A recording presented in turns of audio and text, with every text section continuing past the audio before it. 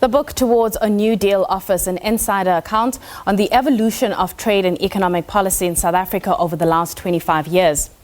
Beginning in the early 1970s, leading up to the current Ramaphosa era, Rob Davies provides insight into the politics, policies and inner workings of the South African government. For more, we are joined by former Trade and Industry Minister Rob Davies, who's also the author of this particular book. Rob, thank you so much for your time. Let's talk about the title of the book, because I found it very interesting, Towards a New Deal. What do we mean by that?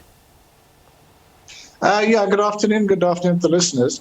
What I mean is that in the last chapter in particular, I look at the impact of the various crises that have confronted the world economy and including South Africa over the last period, really since about 2008, which was the first Great Recession, and now the Great Lockdown Recession, the COVID crisis. And I'm suggesting that what we've learned from those is that an approach to recovery which holds things back through austerity in the first instance, and secondly, which prioritizes making concessions to the rich and the powerful, is not going to promote inclusive growth and deal with the problems of poverty, inequality and unemployment. And so I'm suggesting that we need something of the order of what many people around the world are calling for as a global Green New Deal, which is more than just a packet of money. It's also to allow much more policy space for developing countries, including South Africa, to industrialize and move up the value chain and solve the pressing developmental issues as we exit the crisis that we're in. Speaking of industrialization, I mean, how would you, describe your tenure at the Department of Trade and Industry? Are there things that you wish you would have had more time to do or work on, or perhaps approach differently?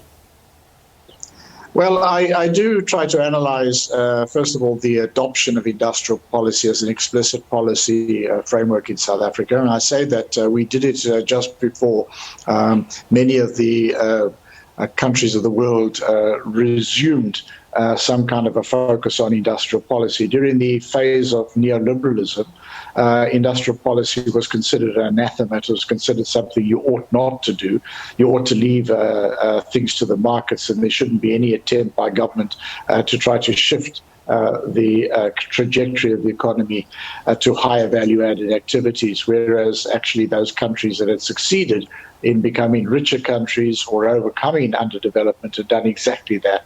So it was a struggle to establish industrial policy, and I actually argue in the book that where we had acted purposefully, where we had managed to bring in place different kinds of perspectives through interaction with stakeholders, I think industrial policy had achieved good positive results.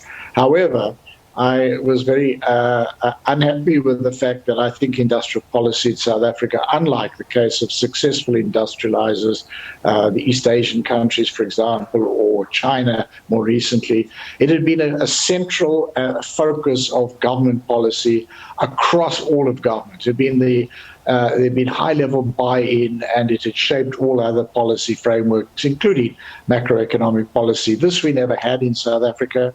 I think in practice, industrial policy became the program of one department with many other agendas. And then, of course, some of those agendas included state capture and corruption, which I argue, I think, had a devastating impact on industrial policy, as well as, of course, costing the country a huge amount of money. And it did this through basically undermining tools like localization. So when there were procurements by public corporations, state-owned companies, these were not followed through with the requisite localization of inputs, even though there were regulations in place that required this.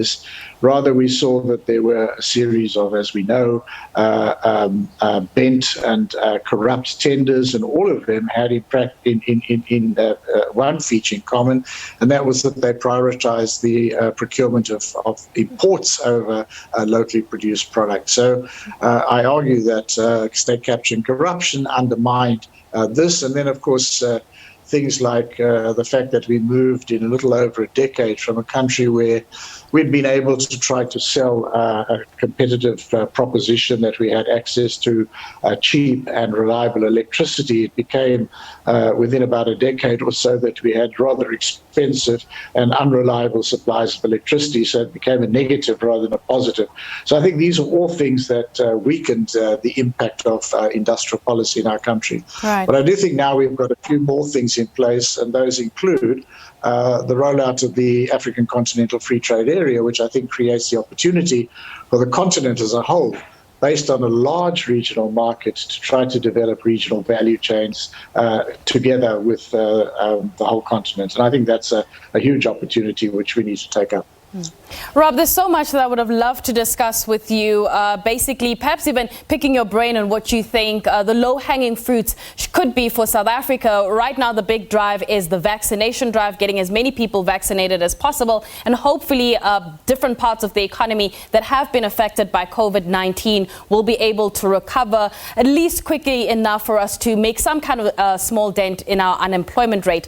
Unfortunately, we've run out of time. Rob, thank you so much for your time. That is Rob Davies talking to us about his new book titled Towards a New Deal, A Political Economy of the Times of My Life.